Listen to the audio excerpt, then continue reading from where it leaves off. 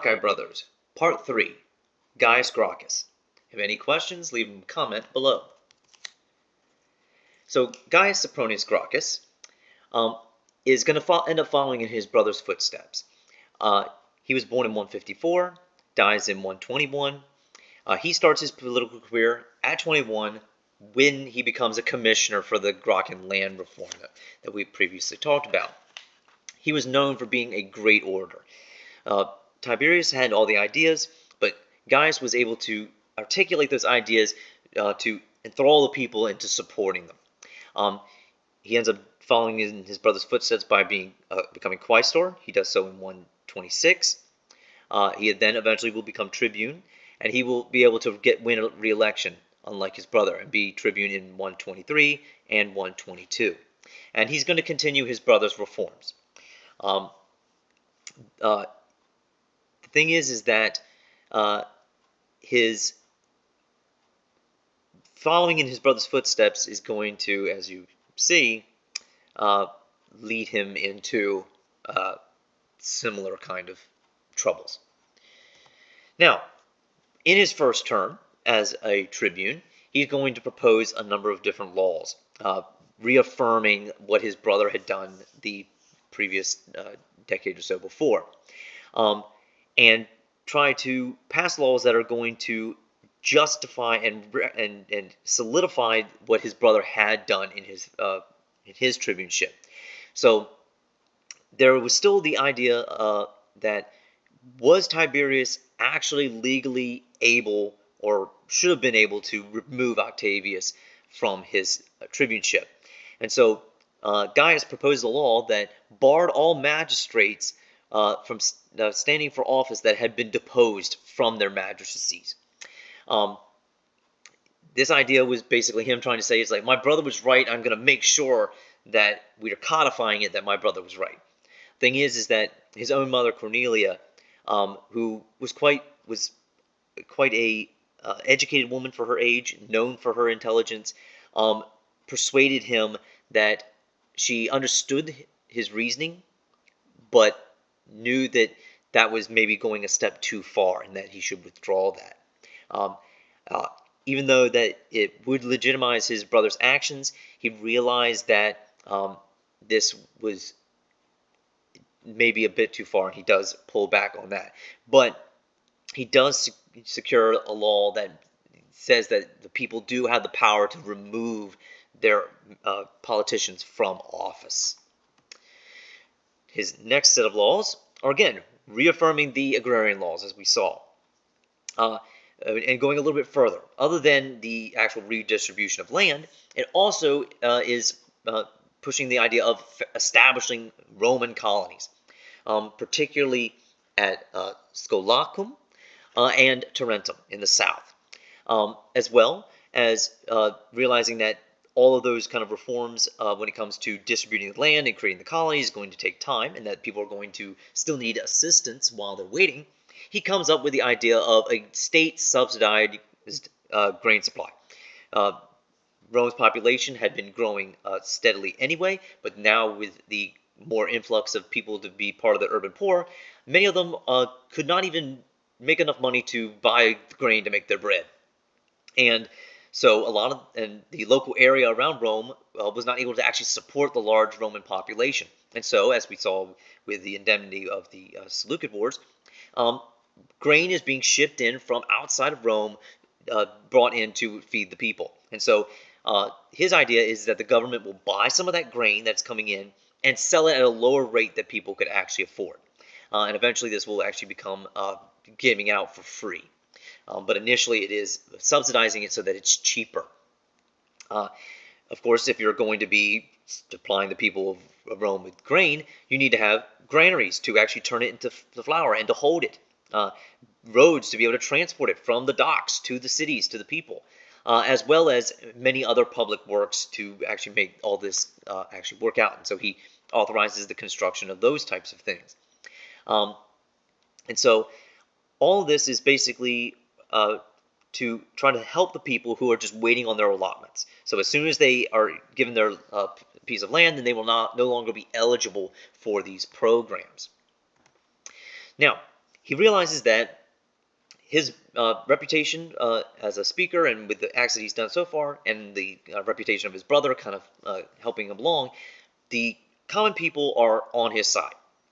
But the people that he needs to get more kind of political sway with are the middle class, the equites, as well as there is a building kind of outside kind of problems that are occurring as well that need to be rectified, where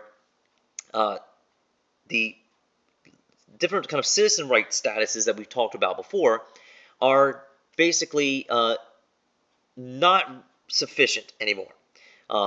People from Rome are able to go out into the countryside and kind of harass people, and Italians in particular, who had lost a lot in the wars against Hannibal, with their farms being destroyed and the like, are petitioning for citizenship. They want to be able to have the same legal protections as citizens. And so Gaius, in order to placate those people, or an attempt to bring them in as a voting bloc, says that they should be the Italian citizens should be granted Latin rights, and those Latins with Latin rights should then become and have full citizenship rights. So this would have alleviated a lot of different problems that were growing and would have satiated the people. The thing is that when we have our cliente system within Rome, if a politician does something like that, then those people now have a obligation to support that person. It's like the powerful individual gave those people stuff. Therefore they are now his clients, and there were like hundreds of thousands of these different people who, by Gaius doing this, would then be obliged to assist him, and that was extremely dangerous in the eyes of other politicians within Rome. That it's like if they allowed this to occur, then they would basically have no way they'd ever win office again, and Gaius could dominate. His word would basically allow any candidate he supported to immediately win. So that was immediately struck down as even an option.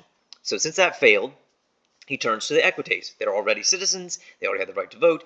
But because they aren't, they're high-class citizens but don't have the full patrician-type rights when it comes to court cases and the like, he starts to go out to them and try to persuade them to support him.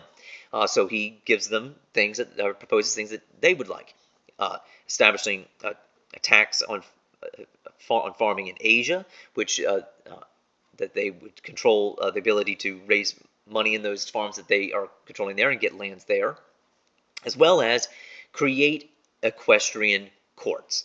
This period of time, there are the plebeian courts and then the patrician courts. The patrician courts are controlled by the Senate and the like. And so the equites are having to fall into those plebeian courts. But the thing is that their interests are not being fully realized in those courts. So they want their own courts. So he introduces the idea of permanent equestrian courts.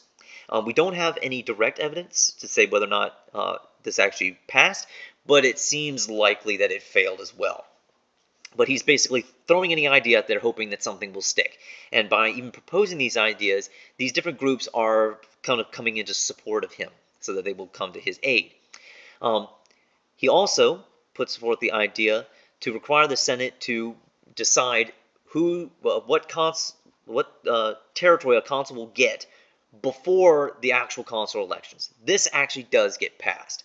So now, instead of a person becoming consul and then saying, I want to be in this rich province that I can steal all their money from, now it's like, this is the province is going to be for this consular year, and then people are like, well, I want that one, so I'm going to have to run for consul. And so it changes up the procedure for proconsulships outside of Rome. Now, all these different reforms are making Gaius extremely popular, and the Senate sees that as a threat. And so he's doing this all during his first term, and they know he's already said he's going to run for a second, so they're like, well, we can't do what we did last time. We can't murder him out like his brother. So this is when the Optimate faction really shows itself, and the Senate basically picks an opponent to go up against him. They decide that having a colleague that can oppose him is the best way to do it. And they choose a man named Marcus Livius Drusus. So in 122, they basically put their full force behind him, saying, "This is our guy. You should vote for him." And Drusus basically promises the people the world. And so he proposes this, it's like Gaius' guy has like 2 or 3 colonies. I'm going to have 12, and 3,000 people are going to go in each one. And the allotments, you don't have to pay rent. They're going to be free. And then he also came up with things to try to satisfy the Latins and while also protecting Roman citizens. He was saying that he was going to make sure the Latins are take care of, and I'm going to do whatever. Basically promising everything, but not giving any details as to how he was actually going to do this. So people are like, sounds great. They elect him. Thing is, as soon as he gets in the office, he does none of those things. Never founds a colony. Doesn't do much, and all he basically does his whole term is basically, Gaius says he wants to do something, veto. And that's basically his whole career. And it's very obvious to the people that the Senate is basically put him in there to stop their issues from being put forth. Thing is that Gaius isn't bringing the people together to actually to go up against him, because he's too preoccupied during his second term in founding these different colonies. And one of the proposed sites is Carthage. As we talked about at the end of the Third Punic War, Carthage is destroyed. It's a pile of rubble. And so, but they decide that, the land itself is extremely good for farming. So we should refound Carthage. And this is why the whole tilling the salt into the soil is bumpkus. It's like they literally found a colony not too long after. So as he's going to Carthage to set this up, conservatives back in Rome are like, this sounds like Greeks. The Greeks do this kind of stuff. We can't be doing this. And so they start drumming up support for their cause and undermine Gaius's while he's away. So he's able to bring people over, saying that they will get permanent ownership of 200 yuga of land for 6,000 colonists in Carthage. He brings all these people together. He goes over to Carthage. They're starting to set things up. He reproposes his Etruscan bills and the likes during his second term, as well as things for citizenship rights for the Latins and the Italians. But he's doing all that in absentia while he's in Carthage trying to get those things done. And of course, the whole time, Drusus back in Rome is undermining all those things from happening. Then he realizes that his support is being undermined, so he leaves Carthage and goes back to Rome.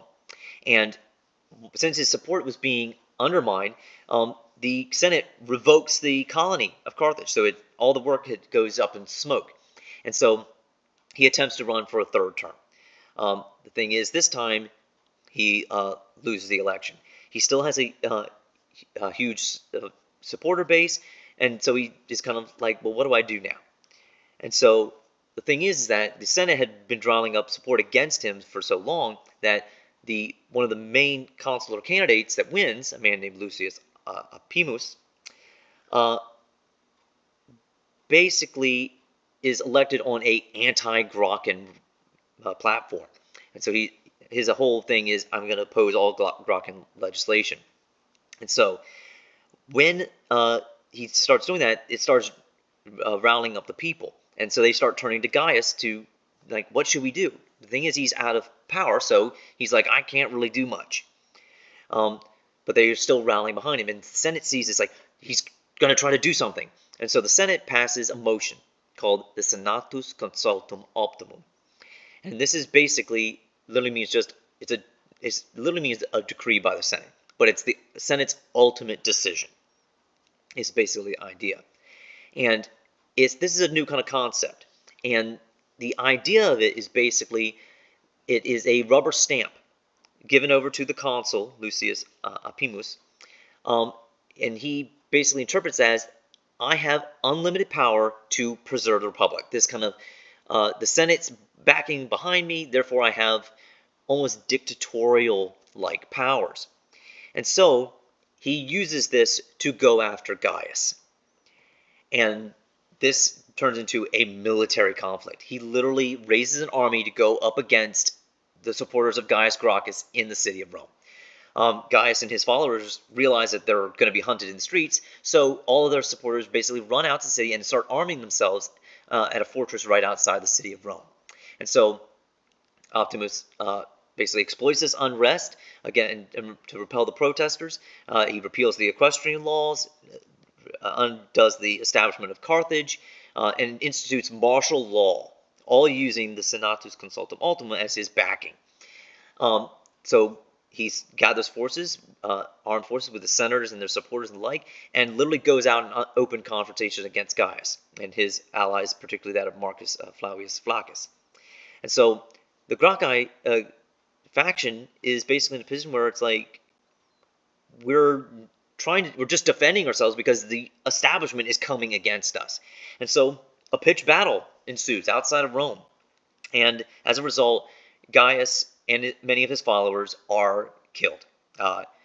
Gaius's head is removed, he's decapitated and brought back as a trophy into the city, and the rest of his supporters, their bodies are just tossed into the Tiber River, so they don't even get a proper burial. And so this is, again, another moment of state violence against political opponents that is instituted against this Populari faction by the more conservative Optimates, and is another instance in this reoccurring pattern that we're going to see of political violence throughout the Roman Republic. And this is still not solving the issues that are why this movement keeps coming back up. And so, as we will see, there will be new standard bearers for the people that will keep rising up and coming in conflict with the Optimate faction over and over again throughout the rest of the Republic. And so, with that, that is the end of the video. If you are needing to go back to the previous video, that's available to you. If you're ready to head to the next lecture, that is also available. If you have any questions about any of this, leave it in a comment below.